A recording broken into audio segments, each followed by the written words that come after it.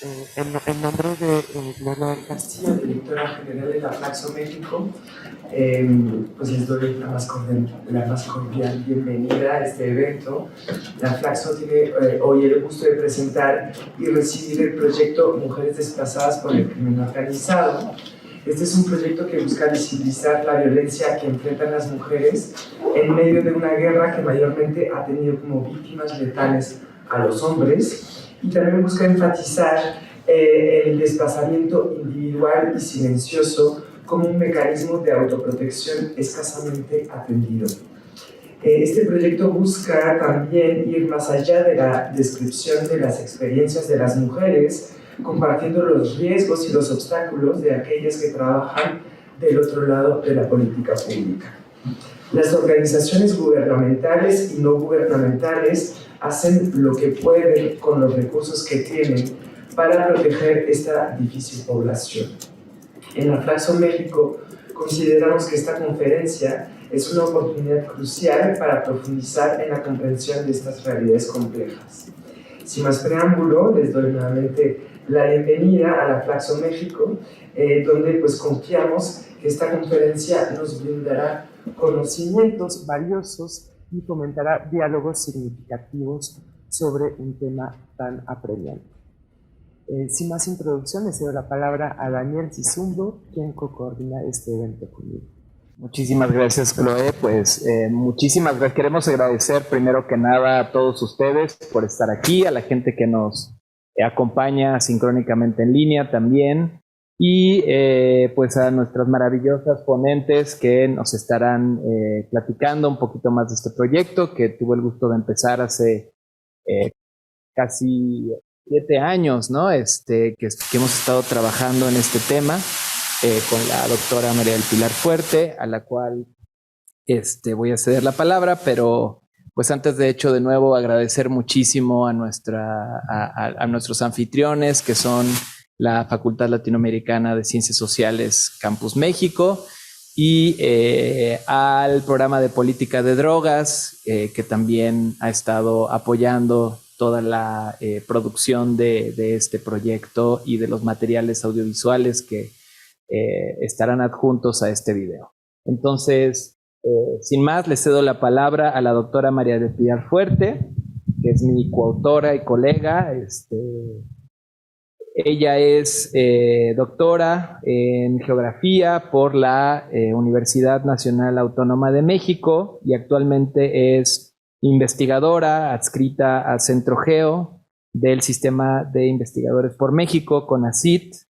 Tiene muchos trabajos recientes, pero uno de los tantos y que se relaciona directamente a lo que estamos haciendo ahorita es el que se titula How to Start Over, Coping Mechanisms During Individual Women Displacement by Organized Crime, o en español, Cómo empezar de nuevo, mecanismos de afrontamiento durante el desplazamiento individual por el crimen organizado. Entonces, sin más, le cedo la palabra a la doctora María del Pilar Fuerte.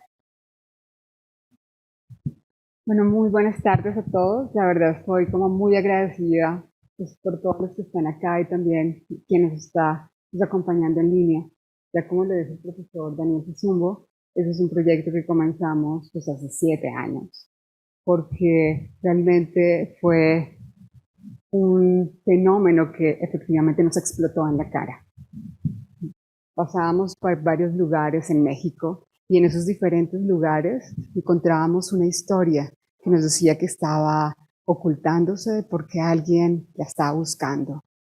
Encontrábamos que mujeres estaban cada vez con más miedo porque efectivamente una pareja que estaba con ellas había estado en los grupos del crimen organizado y la estaba buscando para matarla. Y eso se repetía en diferentes lugares en México. Entonces, por eso quiero que hoy tratemos de dirigir la mirada a esos efectos de la guerra. Esos efectos de la guerra a veces pues, no son muy visibles porque están en los, tal vez, en los medios de comunicación. Están los homicidios, aquí están las personas que están asesinadas. Sin embargo, lo que queremos es decir que esas mujeres que no están en las estadísticas totales también están dentro de esas mujeres y hombres que también. Entonces, por eso hoy les venimos a presentar esta investigación, la cual busca que realmente llegue a la agenda pública. ¿Por qué realmente estamos acá? Para que divulguemos esos hallazgos de investigación que tenemos y para darle esa voz a esas mujeres que viven en esta terrible situación. Por eso hoy les queremos presentar esta conferencia, la cual está dividida en estas partes. El punto principal es la guerra contra las drogas. Y este punto de partida es donde nacen muchas de esas narraciones de las cuales hemos tenido la oportunidad de escuchar y hoy darle voz y darle también sentido a cada una de esas narraciones que nos han dado la posibilidad a estas mujeres al contarnos.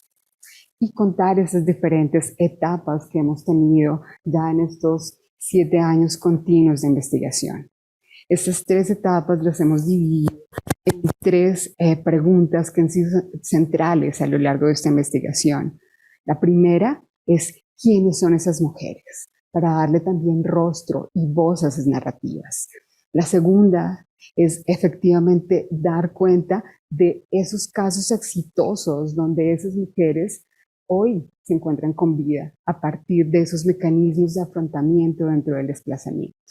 Y la tercera es dar voz también a esas organizaciones que han estado enfrentando estos retos en el desplazamiento. Daremos unas breves conclusiones y una presentación de videos que hemos desarrollado a lo largo de este proyecto, porque lo que queremos es finalmente que ustedes nos ayuden a que estas voces no queden simplemente en voces aisladas, sino que esto suba a la agenda pública. Entonces, nuestro punto de partida efectivamente es la guerra y los efectos de la guerra contra el narcotráfico, que comienza efectivamente siempre que leemos papers o que leemos también diarios con el número de muertos. Y hoy tenemos casi 35.000 muertos de esta guerra, de los cuales 72.000 continúan desaparecidos. Pero hoy lo que les queremos decir es que las víctimas no simplemente son las que están registradas, tenemos muchas más víctimas. Sin embargo, esas narrativas de esas horribles cifras, las que estamos viendo en los medios de comunicación, también nos están diciendo que efectivamente que son posiciones positivas dentro del Estado, ¿no? Nos están diciendo la guerra sí está funcionando, la militarización está funcionando, ¿no? Sin embargo, nosotros lo que estamos diciendo es que los efectos realmente son mucho más negativos que los positivos. Hoy en general, los grupos del crimen organizado se han desintegrado cada vez más y hay una diversificación de las actividades delictivas, donde efectivamente las víctimas son cada vez más los ciudadanos, aquellos que tienen que estar viviendo secuestros, extorsiones, derechos de piso. Por eso nosotros estamos diciendo que las personas se están viendo obligadas a dejar sus lugares de origen y aquí es donde recurren a este desplazamiento. Sin embargo, el desplazamiento no simplemente es porque ellos decidieron irse, sino que también está enmarcado a partir de estigmas, porque ellos hicieron algo mal, porque estas mujeres están en algo mal, porque efectivamente los que mueren por esta guerra que está enmarcado de la guerra contra el narcotráfico es porque ellos están inmiscuidos en algo. Por esto, no simplemente lo que nosotros estamos diciendo es que aquellas que están dentro de siendo víctimas de este desplazamiento, no está siendo de forma general, simplemente que aquellas que están siendo más desplazadas son estas, que lamentablemente es que ellas a veces no son directamente responsables, que son víctimas colaterales porque están con una pareja que decidió mal o porque están acompañando aquellas personas que de una u otra manera se vieron enmarcados en esta guerra, tienen que salir también huyendo, porque estas mujeres de una u otra manera son las que decidieron seguir viviendo. Como vemos, lamentablemente, casi el 60% de los feminicidios son ocurridos a causa del crimen organizado. Entonces, aquellas personas que hoy les estamos dando voz son aquellas que decidieron seguir con vida a partir de este desplazamiento, que son las mujeres solas, que están en medio de una cosificación de la cultura del narcotráfico, donde ellas tienen que asumir la terrible tarea de que los seres vivos, los cuales son sus hijos, tienen que seguir viviendo. Entonces, también esa culpa porque su pareja decidió mal, porque en algún momento ellos decidieron mal, tienen que seguir. Por eso nosotros estamos diciendo que el desplazamiento interno no es una cifra que simplemente se pueda mirar en términos alejados. Tenemos casi 8 millones de los que se registran que están siendo desplazados por causas de la guerra contra las drogas. Hoy lo que les queremos decir es que el problema del desplazamiento de mujeres y este desplazamiento no masivo de aquellas mujeres que saben que efectivamente tienen un rostro, que los perpetuadores saben su nombre, su dirección, los familiares que están a su lado, no es un problema lejano, es un problema real. Es un problema donde las mujeres son las que se están desplazando cada vez más. Entonces, por eso queremos darle rostro a estas mujeres. Entonces, por eso comenzamos, ya como nosotros les decimos, ya hace casi 7 años este proyecto, desde el año 2017. Hicimos una cantidad importante de entrevistas, sin embargo, solo 13 mujeres fueron valientes y nos dijeron, pueden utilizar esta información para hacerla pública. Sabemos que la literatura sobre el desplazamiento y las mujeres en la guerra pues ya existe desde hace varios años, que ha sido remarcado en 3 aspectos: aquellas mujeres en la guerra, mujeres del crimen organizado, el desplazamiento de mujeres, donde tenemos grandes teóricas como Sama Newman,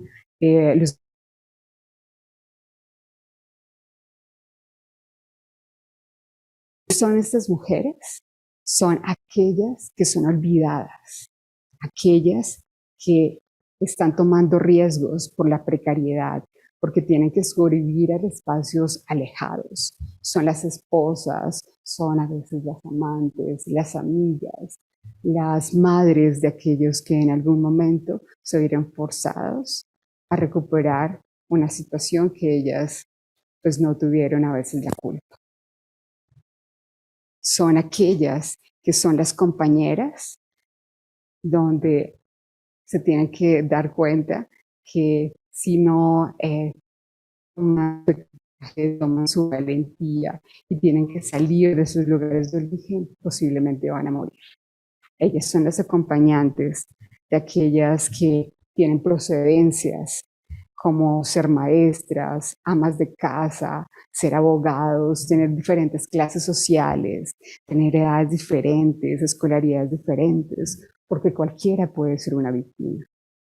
Tenemos aquellas mujeres que efectivamente tienen o tuvieron un integrante dentro de un grupo ilegal, como narcomenudistas, como sicarios, como funcionarios al lado del crimen organizado. Pero también tenemos esposas de policías, de militares, funcionarios gubernamentales que efectivamente se vieron en la mitad de una guerra que no era suya. Pero también tenemos personas que son mujeres y que son una víctima colateral porque a alguien le gustó una química, porque a alguien le gustó un mercado, porque a alguien le gustó la casa donde vivía y se tuvieron que salir. Es una mujer como tú o como yo, la comodidad, pero tal vez le gustó a alguien y a alguien que estaba con los grupos del crimen organizado y tiene que salir huyendo. ¿Y cómo afrontan estas mujeres realmente este desplazamiento? ¿Cómo ellas siguen con vida? Y esto es la segunda parte que nosotros desarrollamos dentro de estos ya 7 años de investigación.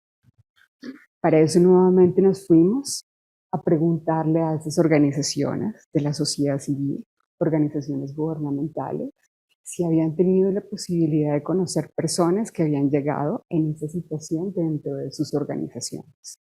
70 mujeres nos dijeron que sí. 32 mujeres dijeron que tenían algún interés en participar en el estudio. Realizamos 22 entrevistas, sin embargo, 17 nos permitieron utilizar su información. ¿Por qué? Porque todavía esas mujeres tienen miedo.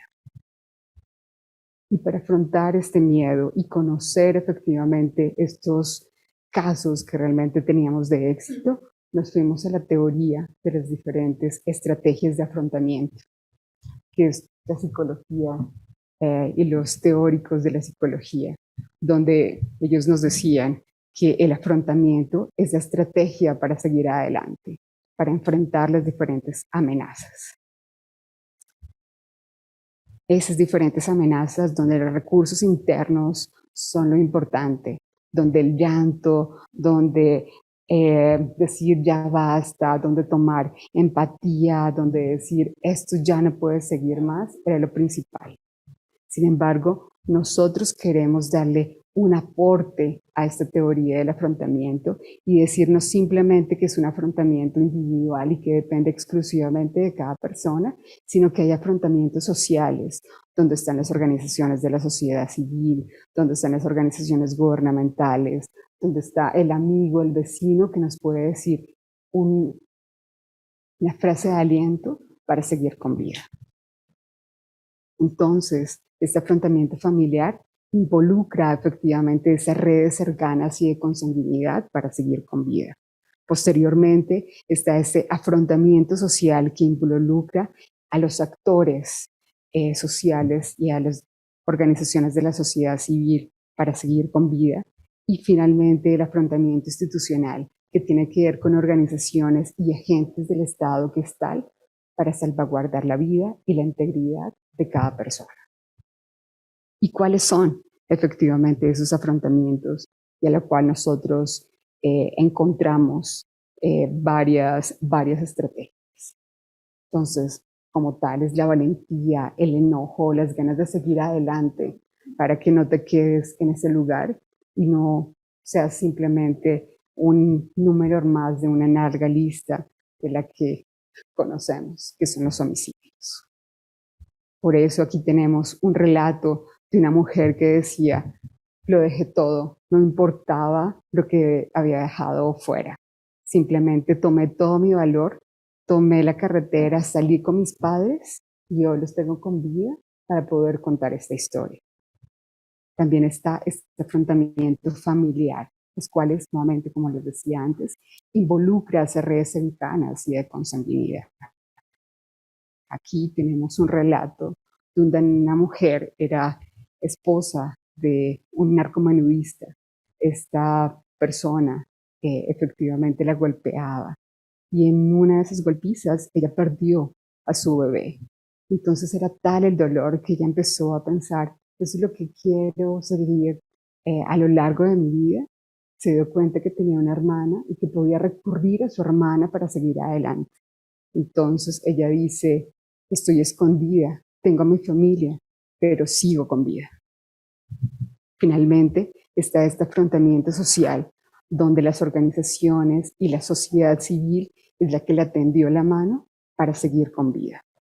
Como tenemos también este relato, donde esta mujer nos relata y que es una abogada, tuvo que salir con su familia porque efectivamente 3 de sus 4 hermanos fueron acribillados y ellas no querían que nadie supiera cómo era su historia. No tenían absolutamente nada, no tenían un colchón donde dormir, donde comer. Personas que vieron esa situación y les tendieron la mano, que era una organización vecinal, donde ellos decidieron, sin importar cuál era su historia, volver a seguir adelante. Y finalmente, el afrontamiento institucional, que son esas organizaciones que están para salvaguardar la vida y la integridad de cada individuo. Aquí tenemos una narración de una mujer donde su esposo era sicario y ella sabía que esta persona iba a salir de la cárcel, pero ella no sabía cómo efectivamente resguardarse. Y fue una abogada del BIF quien vio esta situación de esta mujer y efectivamente le tendió la mano para que ella no se sintiera sola y poder seguir adelante. Pero, como vemos, no simplemente es la valentía y las ganas de seguir adelante las que les da la posibilidad a esas mujeres a seguir hoy contando sus historias. También están estas organizaciones que les han tendido la mano. Y esta es la tercera parte de nuestro trabajo de investigación, la cual se ha desarrollado a lo largo de estos 7 años. Sin embargo, de forma sistemática lo hicimos desde el año pasado. Y estas historias fueron vistas a partir de autoridades de gobierno, organizaciones y representantes de la sociedad civil interesados directa o indirectamente en el tema.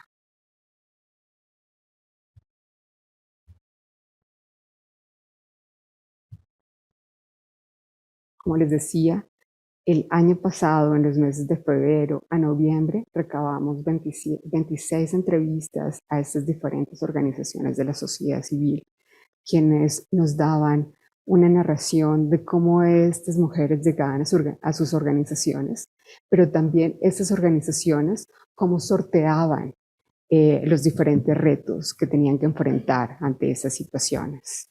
Hicimos un mapeo de organizaciones y una tipología de organizaciones, donde encontramos 4 organizaciones que procuraban justicia para esas mujeres.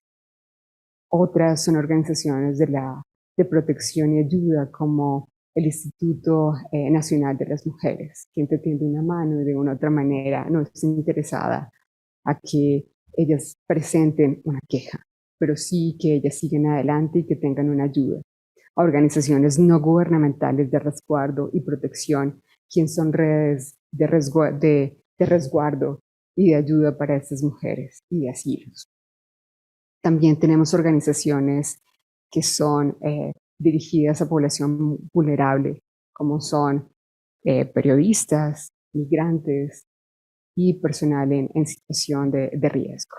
Y finalmente tenemos a organizaciones de ayuda clerical, que es donde muchas mujeres también recurren para esta ayuda. Y para conocer efectivamente sobre estas organizaciones, recurrimos a las teorías de la burocracia de primera línea. ¿Para qué? Para conocer realmente ese trato que tenían los ciudadanos con estas organizaciones. Porque a diferencia de lo que pasa en muchos lugares en el mundo, sobre todo en América Latina, tenemos organizaciones de arriba y de abajo, ¿no? Porque realmente el Estado se ve rebasado con este tipo de hechos, y son las organizaciones de la sociedad civil, son las organizaciones clericales quienes ayudan a crear realmente unas normas y una condición y una creación de política. Sin embargo, realmente a veces los recursos escasean, los funcionarios se ven rebasados por todos estos tipos de obstáculos y de riesgos. Y nosotros identificamos 3 riesgos y obstáculos. Uno, el que representa a la víctima, donde los funcionarios expresan dolor, riesgo y finalmente el objetivo para que éstas sigan con vida. El segundo son los obstáculos organizacionales, donde hay unas barreras que efectivamente tienen las organizaciones porque tienen presupuestos limitados, hay duplicidad de funciones y hay como choques con otro tipo de organizaciones para salvaguardar la vida. Y tercero, tiene que ver con los obstáculos profesionales. Aquellos obstáculos profesionales tienen que ver con los problemas de salud de las funcionarias, con esa sobrecarga de trabajo y con las exposiciones a cargos emocionales y a casos emocionales que las ven rebasados. Y aquí estos obstáculos y lo representa muchísimo más y se ven rebasados porque los funcionarios y las funcionarias dicen, tengo miedo. La víctima, aunque yo la quiera proteger, están en riesgo inminente. ¿Por qué? Porque las personas que las buscan saben sus rostros y también las buscan a ellas. Entonces también este miedo no simplemente se perpetúa en la víctima, sino también en las organizaciones. Y nos damos cuenta que efectivamente las organizaciones también hoy se convierten en víctimas. Y nuestras conclusiones van dirigidos a decir que finalmente hoy enfrentamos un problema público. ¿Por qué? Porque realmente tenemos una población que es cada vez más vulnerable. Es una población que cada vez está más en riesgo, que no es una población menor y que cada vez esta población se está poniendo cada vez más en riesgo. El bienestar de esta población está resquebrajando también el bienestar de nuestra sociedad. La cifra negra, efectivamente, es bastante incierta, pero hoy les podemos decir que no son menor el número de personas que efectivamente están huyendo por esta guerra. También que es necesario tener políticas públicas dirigidas a pensar en el éxito de que estas mujeres puedan seguir con vida, pero también con bienestar y no simplemente eh, excluidas de la sociedad, sino que pueden no seguir en estos ciclos de violencia, de pobreza y vulnerabilidad. Y finalmente, es necesario pensar que las organizaciones también son víctimas, que es necesario también pensar en políticas públicas donde vayan más allá de intervenciones no directas, sino que pensemos en políticas públicas con respuestas colectivas. Esta es la página que nosotros hemos desarrollado para el proyecto y que pues también les pedimos que ustedes pues las compartan. Parte de esas mujeres que hoy les estamos contando esas experiencias es porque han confiado en nosotros a partir de su participación anónima. Ellas quieren que efectivamente este espacio se convierta en darles voz y que hoy podamos decir que hablemos de este efecto no deseado de la guerra contra las drogas. Muchísimas gracias.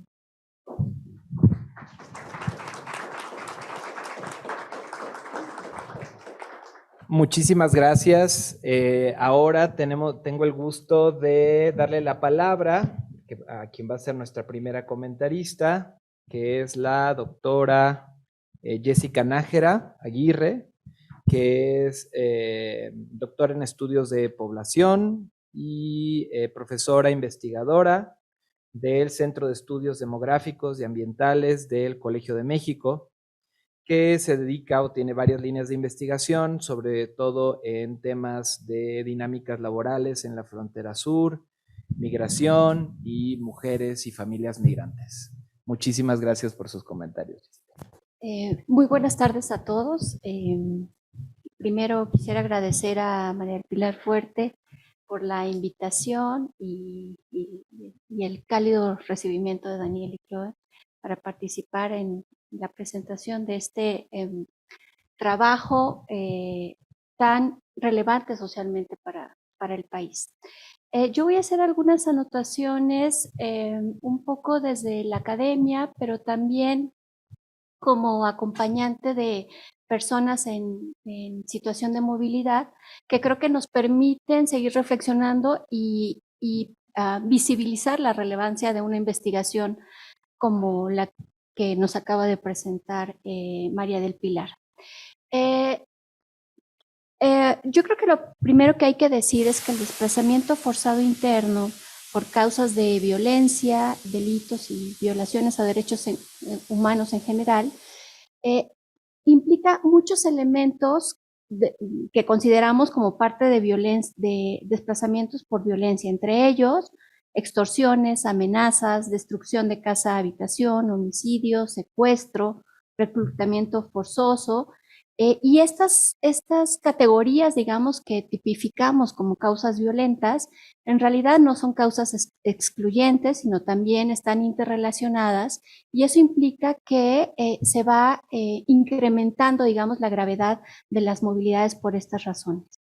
La otra característica que creo que es importantísimo es que a pesar de que tenemos estas grandes categorías que agrupan, en la vida cotidiana, ¿no? La violencia se expresa a través de muchos otros elementos que pocas veces enumeramos, y por eso quiero hacerlo en este momento.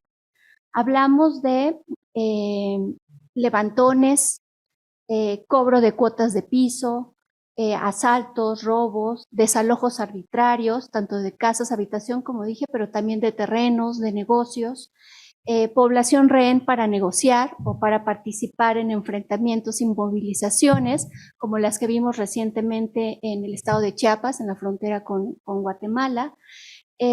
También hablamos de violencias físicas, ¿no? Y en esta enumeración de estos categorías tan pequeñitas, vamos creando realmente este contexto desde el que hoy nos hablaba María del Pilar, del que parte la población. La otra característica que creo que es importantísima es decir que el contexto importa, y yo creo que el desplazamiento forzado interno es una temática profundamente contextualizada, es decir, depende de las condiciones, de los lugares de residencia habitual de las personas, porque de ello se emergen estas prácticas de movilidad. Los contextos son esos espacios en los que hacemos la vida cotidiana y por lo tanto, cuando están controlados o en disputa por el crimen organizado, crean conflictos sociales y armados que reflejan, digamos que son la causa sustantiva de esta movilidad. Es más común, y es lo que ahorita acabamos de observar, de escuchar, perdón, que la solución de estas condiciones se traslade a las personas y ellas toman la decisión de abandonar el hogar, de abandonar sus casas, de abandonar sus terrenos, sus negocios, la vida cotidiana, las redes sociales, y todo eso de alguna manera también yo creo que se culpabiliza a ellos de esa movilidad, aunque no sean ellos realmente los culpables. Y de eso voy a hablar un poquito. El Estado es finalmente el garante de esos territorios, el garante de la seguridad y protección de la gente que vive en esos espacios, y por lo tanto hablar de desplazamiento forzado interno implica hablar a nivel nacional y a nivel local. Las acciones como lo que motivó el estudio del que hoy están presentando, que fue la guerra contra el narcotráfico, al final es un reflejo de esta acción del gobierno por controlar un problema, pero al final también genera o causa el desplazamiento forzado interno desde esos propios espacios que se intentaban controlar. Es así que yo creo que hay dos, en este momento, digamos, ya por esta historicidad que tenemos en términos de violencia en el país, para mí hay dos tipos de violencias que tenemos que empezar a estructurar un poquito.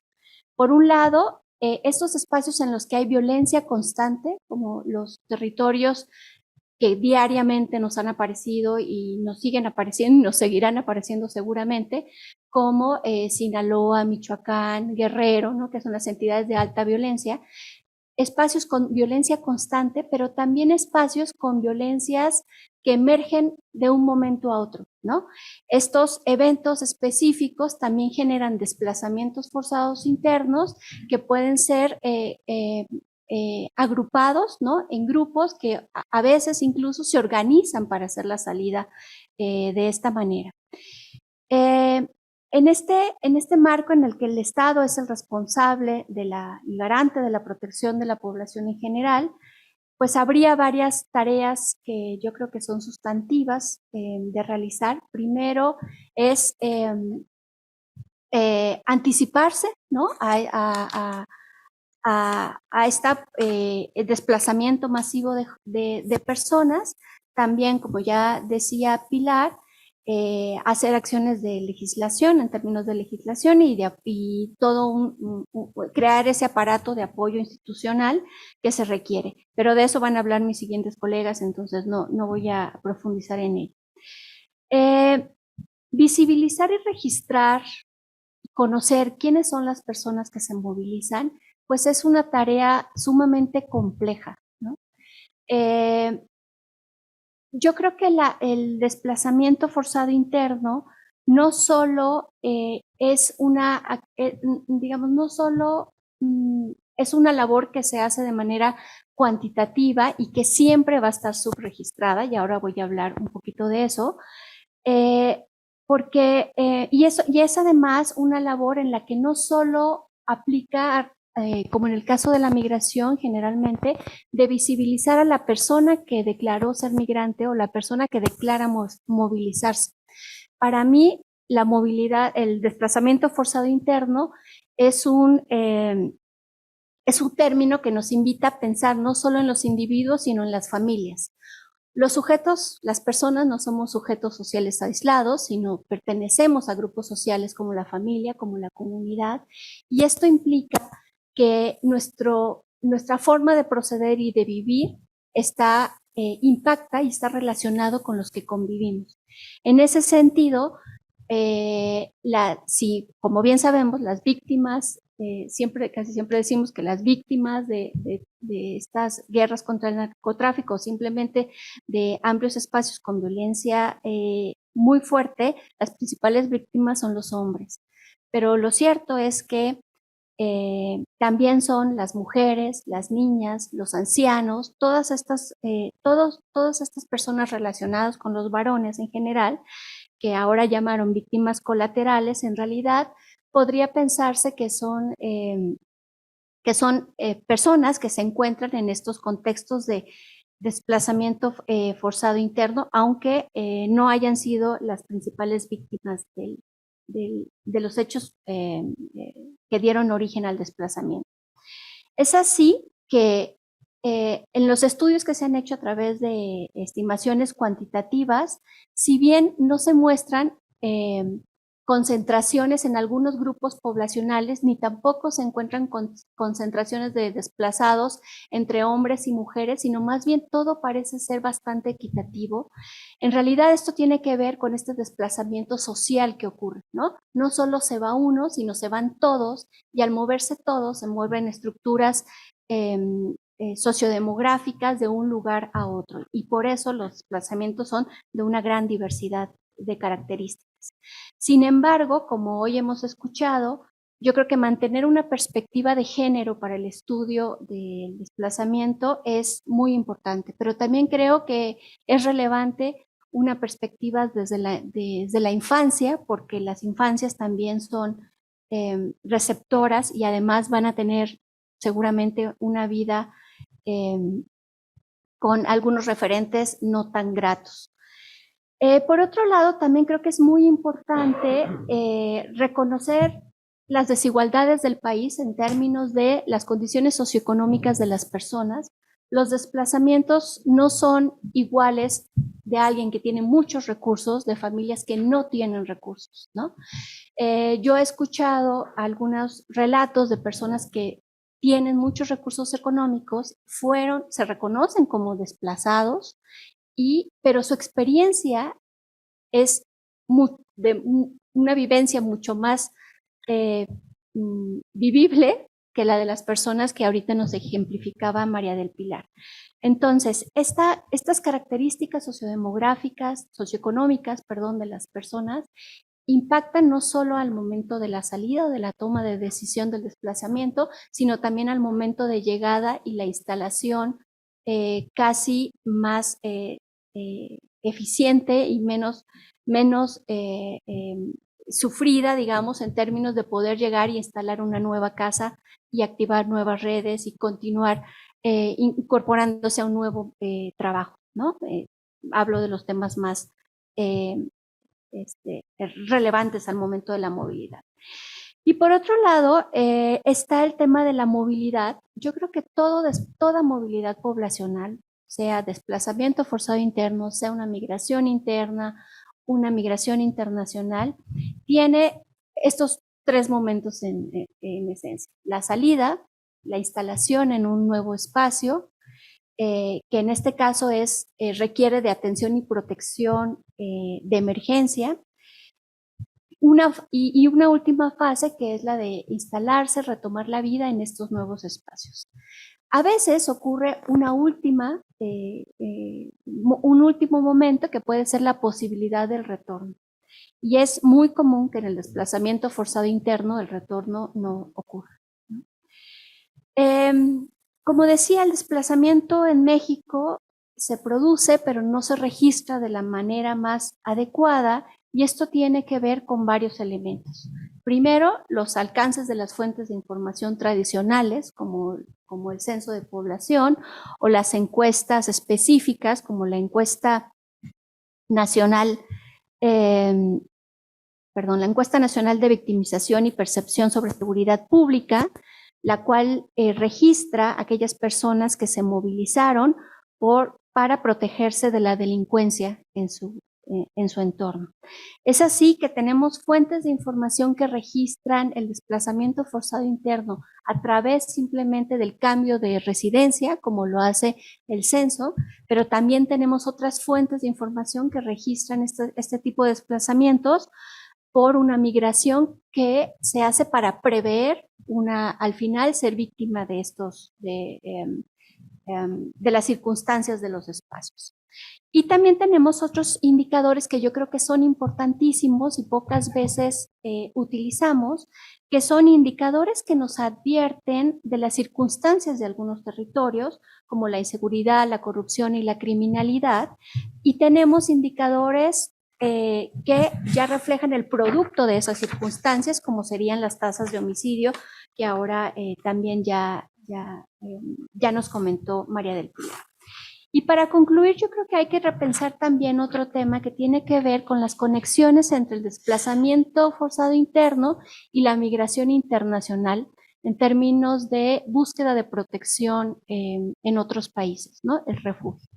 Es decir, es muy común, yo que trabajo en ambas fronteras, es muy común estar en la frontera norte y que en los espacios de apoyo y acompañamiento a personas en movilidad no solo lleguen migrantes que piensan cruzar Estados Unidos por una variedad de razones, sino también muchas personas que vienen de los estados de alta violencia que buscan refugiarse en esa frontera, pero con toda la intención de solicitar refugio en Estados Unidos.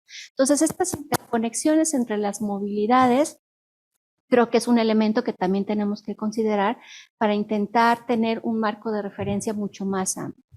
Al final, hay crisis humanitarias que se generan por múltiples circunstancias, pero la crisis humanitaria generada por esta lucha contra el narcotráfico, creo que sí pasa por una responsabilidad absoluta del Estado y de las instancias que se encargan de ello. Y por ello yo creo que no se puede transferir la responsabilidad del desplazamiento forzado interno hacia las personas, sino más bien siempre mantener un posicionamiento de apoyo y acompañamiento para todas las personas que tuvieron que movilizarse de manera obligatoria. Yo creo que un avance, aunque a veces pareciera que a veces solo queda en papel, es lo que hizo el gobierno el año pasado, cuando presentó el informe de desplazamiento forzado interno, donde dice, bueno, lo primero que hay que hacer es reconocer que el desplazamiento forzado interno es un problema público. Y lo que hoy nos muestra la investigación que ahorita acabamos de escuchar y todo el trabajo que sigue para visibilizar tiene que ver con reconocer que además es una problemática social y es una problemática humana. Muchas gracias. Muchísimas gracias, Jessica. Ahora cedo la palabra a la doctora en Ciencia Política, Mayra Lucía Sánchez Mora, quien es responsable del programa de Libertad de Expresión y Género de CIMAC y es experta en género y desigualdades desde una perspectiva interseccional. Tiene más de 8 años en investigación, de experiencia en investigación social. trabaja con personas y periodistas en situación de riesgo y de exclusión social. Sin más, muchísimas gracias, Mayra.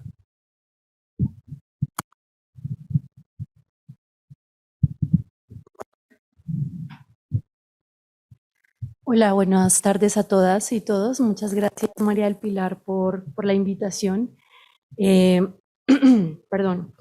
Pues así es, yo bueno, estoy en el programa de Libertad de Expresión y Género de CIMAC, Comunicación e Información de la Mujer. Es una asociación civil mexicana y desde este programa lo que hacemos es acompañar desde una perspectiva de protección integral feminista a mujeres periodistas que están en riesgo por su labor.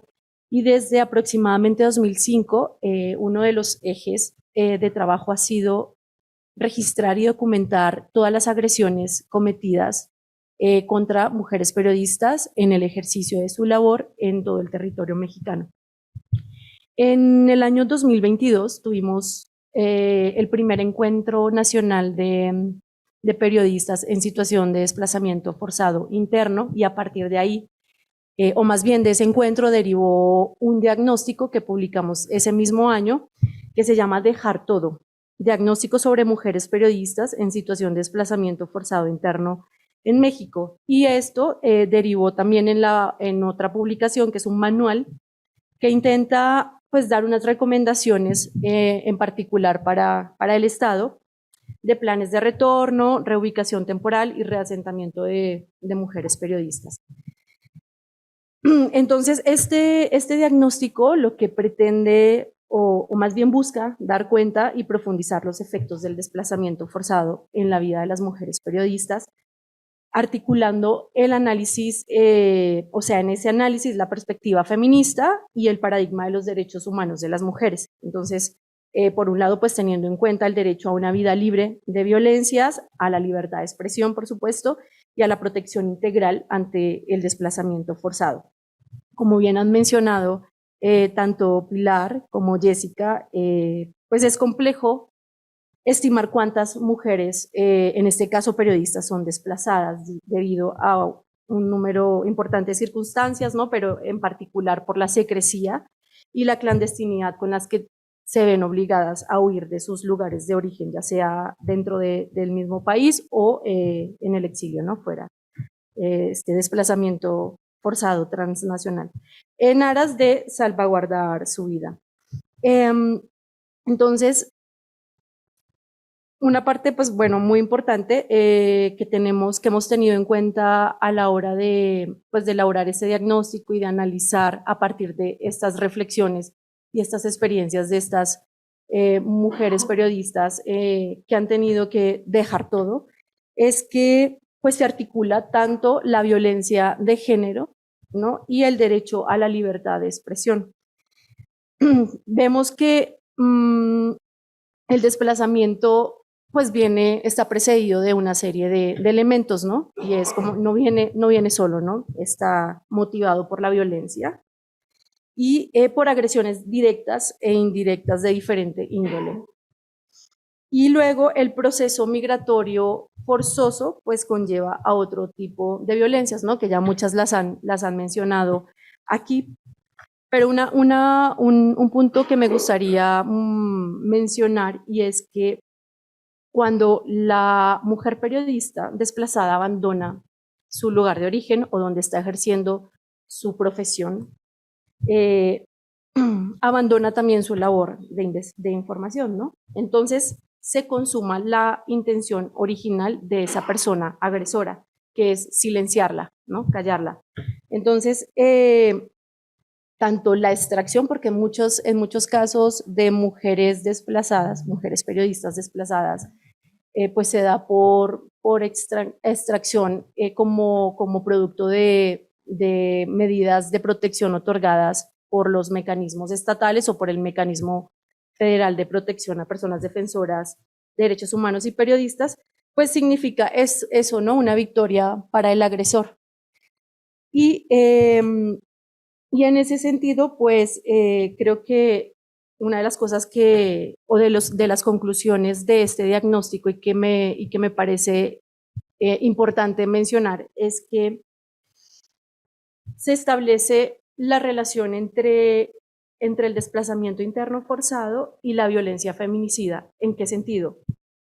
En que, con base en la experiencia de estas periodistas que tuvimos la oportunidad de entrevistar, se señala que son sobrevivientes a la violencia feminicida, en tanto o en función de las omisiones, las acciones negligentes y misóginas que enfrentaron, y la violencia de quienes las fuerzan a desplazarse, ¿no? Que en su mayoría pues son estructuras criminales, poniendo en riesgo su vida, ¿no? Entonces, de esa manera, pues, este es uno como de las grandes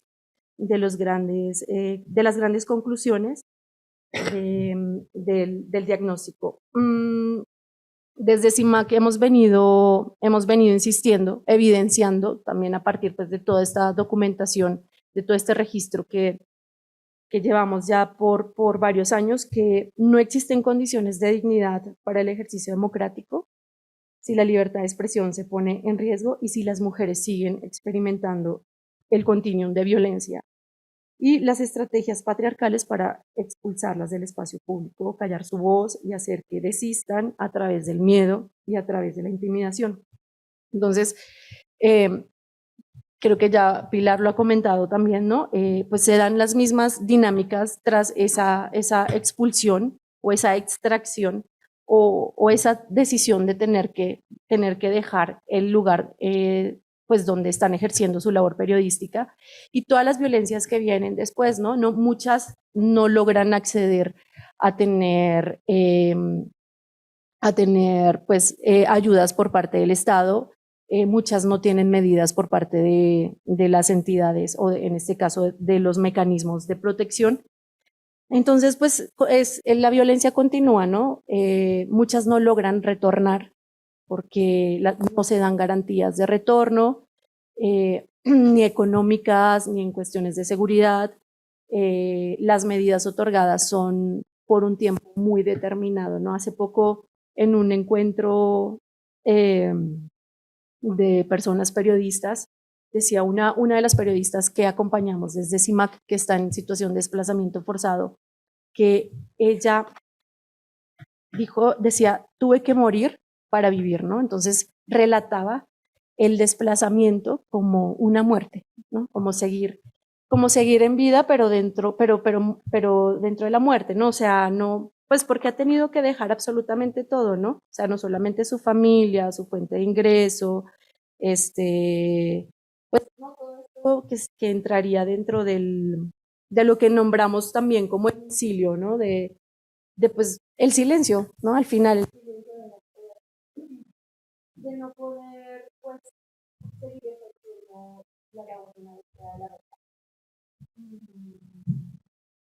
Y bueno, y finalmente, en cuanto al manual para los planes de retorno y reubicación temporal, vamos a una serie de derechos que deberían tener o que deberían ser garantizados para las mujeres en situación de desplazamiento forzado. Pues lo que hace es dar una serie de recomendaciones y finalmente pues se habla de un derecho a un proyecto de vida, ¿no? Porque pues eso es lo que arrebata, ¿no? Ese proyecto de vida, el desplazamiento. Y pues una de las conclusiones también que nos resuena mucho desde CIMAC y desde toda la experiencia que hemos tenido con estas compañeras desplazadas, pues hay que aprender a escuchar, ¿no?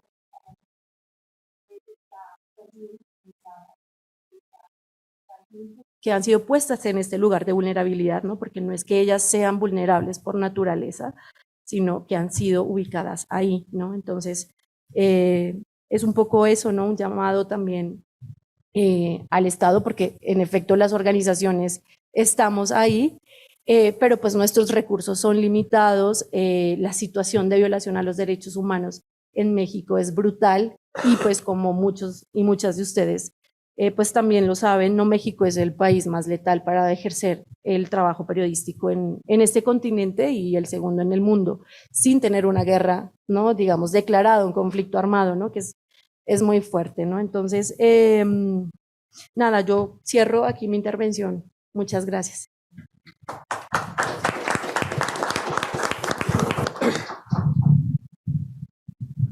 Muchísimas gracias, Mayra. A continuación les presento a nuestra tercera comentarista, que es la doctora Chloe Constant, profesora aquí de Flaxo y experta en temas de violencia de género, sistema penitenciario y derechos de las personas LGBT+. Muchísimas gracias, Chloe. Gracias, Daniel. Les agradezco mucho también esta oportunidad de escucharles y poder comentar, escuchar a las compañeras, también el público asistente y las estudiantes, por ejemplo, de la Flaxo, que me dijeron, qué pena, no puedo ir porque estoy en clase, ¿no? Por ejemplo. No les voy a invitar a que dejen la clase, ¿verdad? Pero creo que la problemática, el proyecto que nos sintetizaste de alguna manera atraviesa muchas de las líneas y de las temáticas que trabajamos aquí en la Flaxo México, ¿no? Entre la línea de investigación, por ejemplo, de género y feminismos, e interseccionalidades a la que pertenezco, pero también los trabajos que se realizan desde las maestrías semipresenciales como la maestría en políticas públicas y género. Creo que no, eso es un tema para ahondar, por ejemplo, en este marco, y las temáticas que trabajamos varios profesores, investigadores de aquí, algunos presentes como temáticas de seguridad, de violencia, de migración, etcétera, ¿no? Y escuchando tu presentación ahora, me acordé desde mis propios lentes de género, ¿no? Este escenario que nombra a Rita Laura Segato como esas nuevas formas de guerra en América Latina, ¿no? Y Mayra lo acaba de mencionar, no se nombra la guerra como tal, pero pues son estas llamadas por Segato nuevas formas de guerra, y estas nuevas formas implican una característica específica, es que no hay fronteras claras, los límites están muy poco claros entre los actores del crimen organizado y los actores del Estado, ¿no? Y entonces, entre los casos que nos presentaste rápidamente, por ejemplo, la mujer del policía, la mujer del narco o del sicario, etcétera, yo creo que pues de alguna manera, me imagino, porque tampoco es que pudiste ahondar totalmente, ¿no? Pero sentí como están estos límites muy borrosos entre los actores de esta guerra, que son efectivamente los hombres, y esta guerra pues afecta en primer lugar a las mujeres y recae pues en el cuerpo de las mujeres, ¿no? Y esta situación plantea un panorama bastante complejo, y creo que ante un problema complejo el reto es encontrar o proponer soluciones complejas también.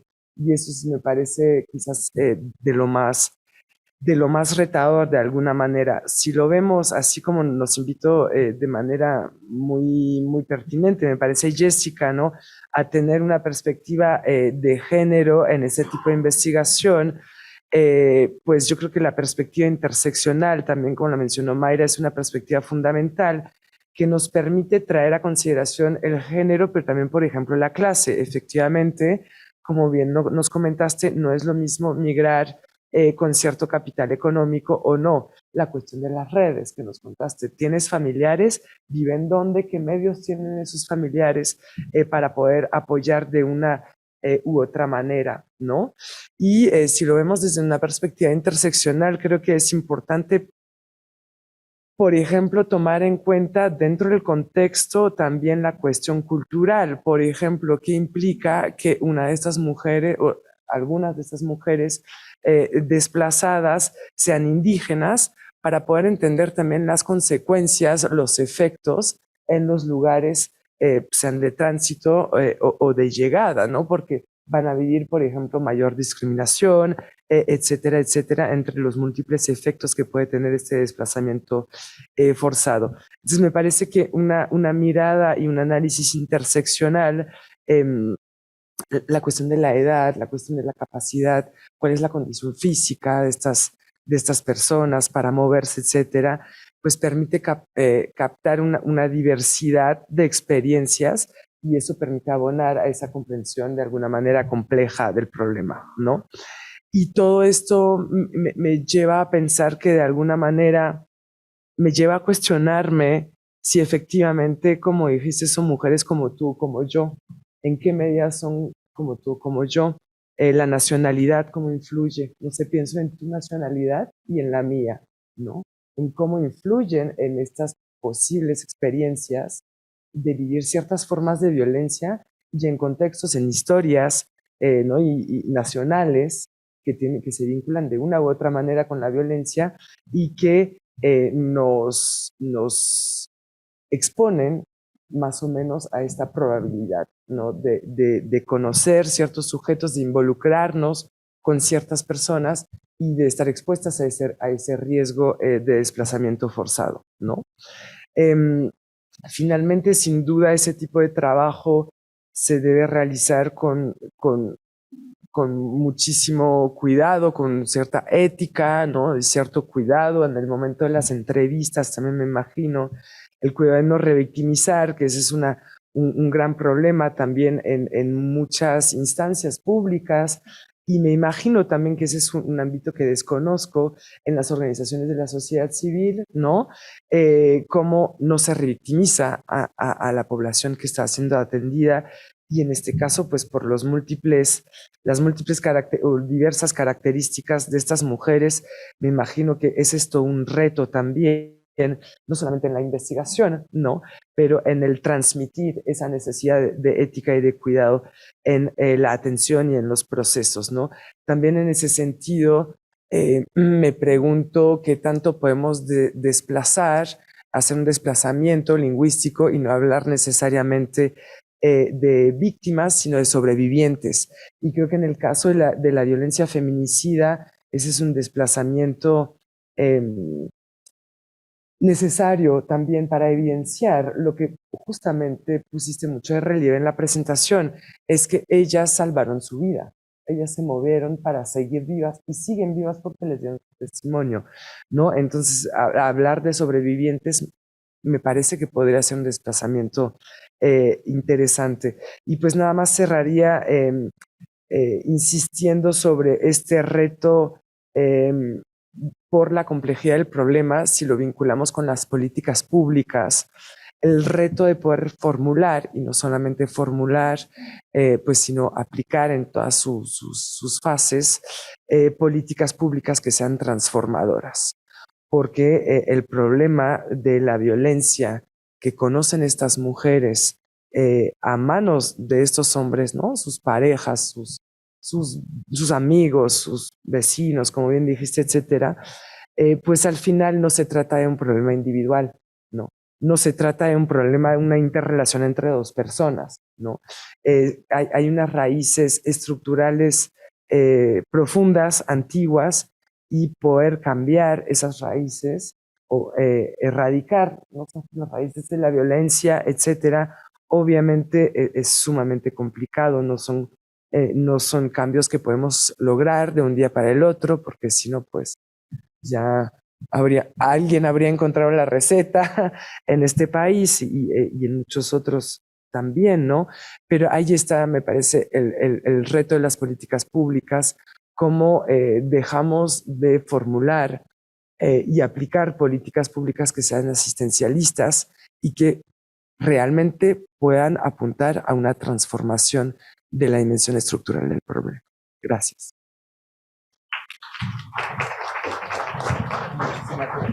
Muchísimas gracias, Chloe. Por último, queda la palabra a la comentarista. Muchísimas gracias. Muchísimas gracias. De verdad, un placer estar aquí en la Flaxo y muchísimas gracias a Pilar por invitarme a esta importantísima presentación del estudio. Lo primero que quiero decir es que creo que es un estudio va a ser un estudio sumamente útil para abordarlo desde instituciones públicas. Creo que me parece muy, muy interesante la manera en la que va como abarcando este afrontamiento desde distintas dimensiones y la dimensión institucional y pública realmente pues casi no se ve. O sea, es como angustioso porque yo creo que refleja en gran parte esta debilidad del Estado de Derecho, en gran medida, ¿no? Y creo que yo, además siempre lo digo, pero las herramientas jurídicas en cuestiones de movilidad humana resultan ser muy limitadas. Es bien complicado aplicar porque es un ámbito del derecho que en mi experiencia es sumamente arbitrario y de muy difícil ejecución, digámoslo así. Entonces yo creo que el desplazamiento interno es una de las dimensiones que tiene esta situación como resbalosa, como de un pescado que tratamos de atrapar y es muy, muy complejo llegar a los canales de justicia en ese sentido. Y por eso me parece relevante compartir la labor o lo que hace el Instituto Federal de Defensoría Pública, que tal vez muchos de ustedes, muchos no conozcan por suerte, porque ya quien lo conoce es porque tiene un problema legal y que a lo mejor tiene que acudir a este tipo de instancias. Yo siento que en México, pues quien entra al sistema de justicia es un poco porque no le queda de otra y porque estamos frente a un abismo en donde pues tenemos que brincar hacia el sistema de justicia y qué más quisiéramos todos que hacerlo de la mano de un abogado o abogada confiable. Y eso es lo que pretende ser el Instituto Federal de Defensoría Pública. Estar ahí con profesionales jurídicos que hagan efectivo este derecho a una defensa adecuada, este derecho de acceso a la justicia, que está no nada más en instrumentos internacionales, sino también recogido en la Constitución mexicana y aterrizado en la Ley Federal de Defensoría Pública, que es finalmente una institución del Estado que pertenece al Poder Judicial de la Federación y pretende garantizar que cualquier persona que no tenga derecho, que no tenga dinero para pagar un abogado privado o que tenga un abogado privado incompetente, pueda tener acceso a un abogado o abogada de la Defensoría Pública. El caso en el que más se conoce es en el derecho, digamos, penal, cuando una persona es acusada, creo que lo hemos visto en todas las películas, no tiene abogado, llamen al defensor de oficio, y ahí es donde entra la parte, digamos, más conocida de la Defensoría Pública.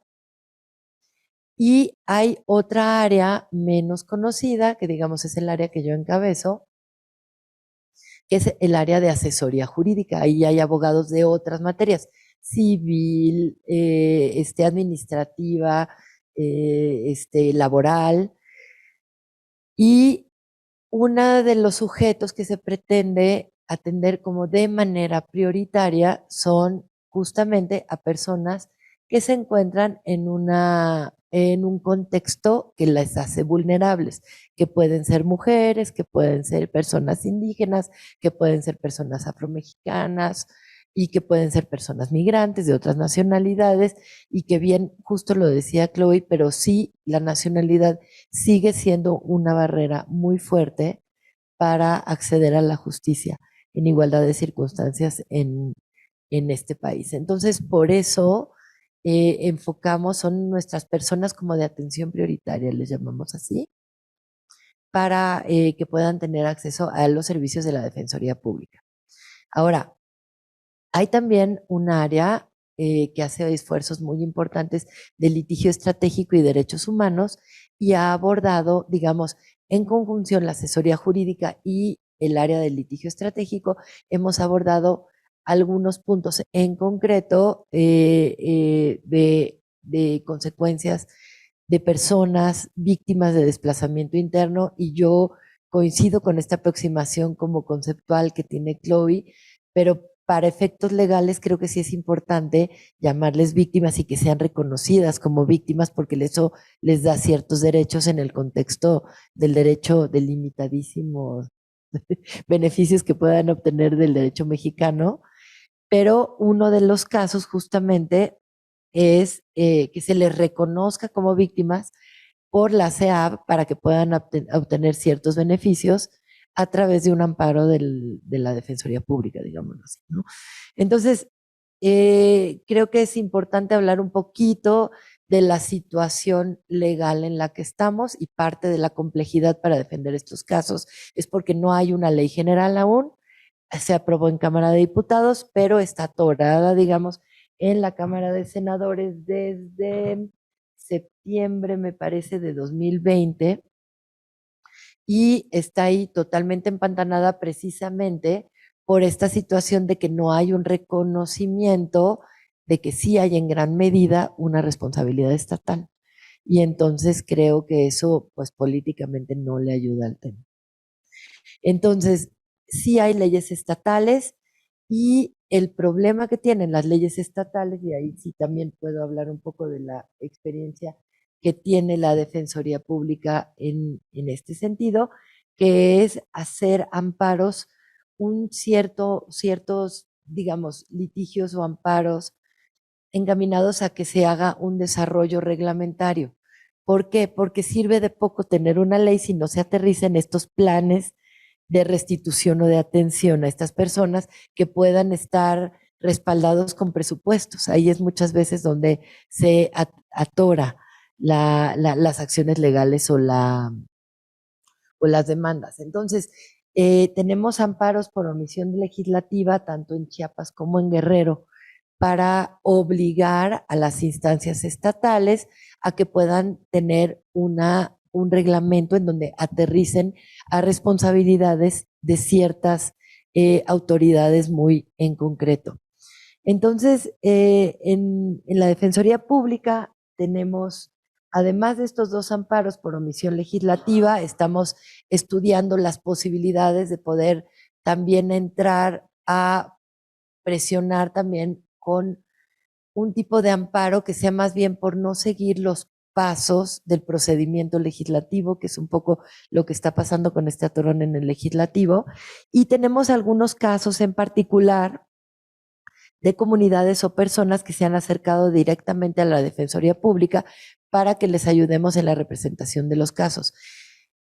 Creo que viene al caso platicarles muy, digamos, como desde una manera donde genera como mucha impotencia del lugar en el que yo estoy parada, pero acabamos de tener una reunión con unas personas desplazadas en Chiapas desde el inicio del movimiento zapatista. Y estos han sido desplazadas, esta comunidad, y hasta ahora, después de prácticamente 20 años, llegan a la Defensoría Pública, diciendo que habían apostado por la vía política, por el apoyo de algún diputado, por el apoyo de un legislador, y se dan cuenta que no ha tenido muy buenos resultados. Entonces, vienen ahora que tratemos de iniciar sus casos jurídicamente, lo cual, pues, ya se imaginarán el reto que implica ya después de que han pasado tantos años, ¿no? Pero bueno, pues para eso estamos, y este tipo de delitos pues no prescriben, pues estamos, pero sí, sin duda, los casos creo que se complican muchísimo más. Tenemos también otro caso voy a hablar de dos casos de indígenas rarámuri en la comunidad del Manzano y Monteverde, en donde en efecto ahorita las víctimas indirectas que nos buscan son mujeres, justamente por esta situación. Yo creo que haciendo eco como de muchísima valentía. No puse mi cronómetro. ¿Cuánto tiempo más tengo? Sino para ir cerrando, y con mucho gusto. Oh, ok, 2 minutitos.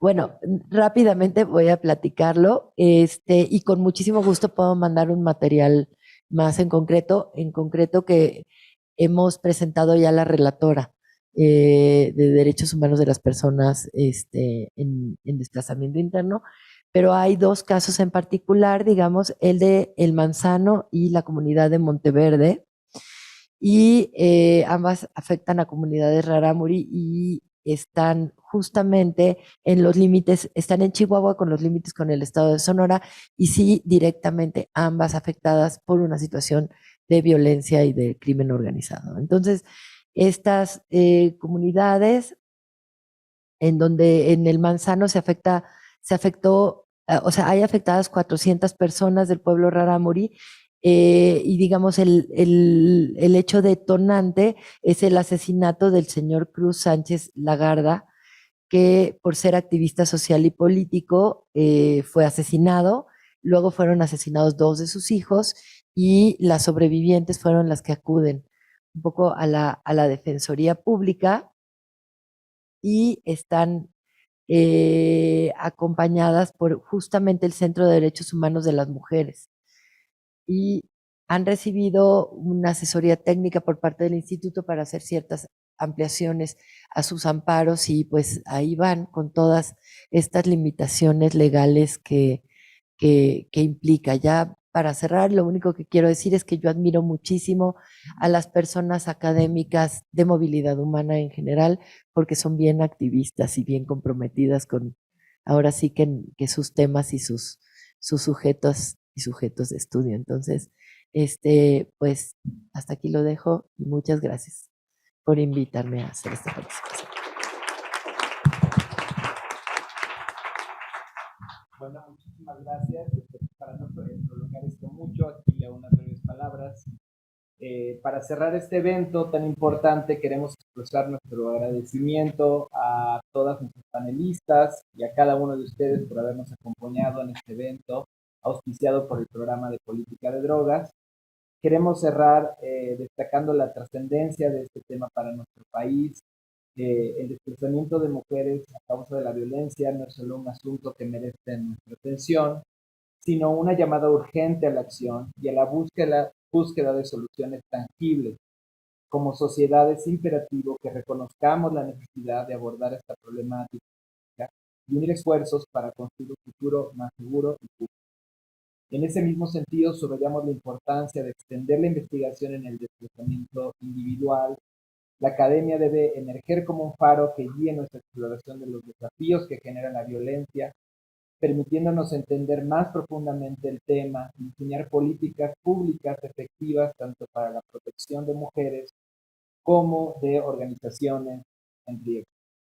Finalmente, queremos expresar un agradecimiento especial a la Facultad Latinoamericana de Ciencias Sociales y en particular a las doctoras Chloe Constant y Gloria del Castillo por su liderazgo y hospitalidad excepcionales. Su apoyo ha sido esencial para el éxito de este evento y asimismo queremos hacer llegar nuestro agradecimiento más profundo a todas las mujeres y hombres valientes que han compartido y continúan compartiendo sus testimonios con nosotros. Su contribución ha sido, es y será el tejido con el que construiremos conocimiento y acciones significativas. En sus experiencias encontramos la motivación para seguir trabajando juntos en la creación de un entorno más justo y compasivo para todas las víctimas y sobrevivientes de la violencia. Muchísimas gracias.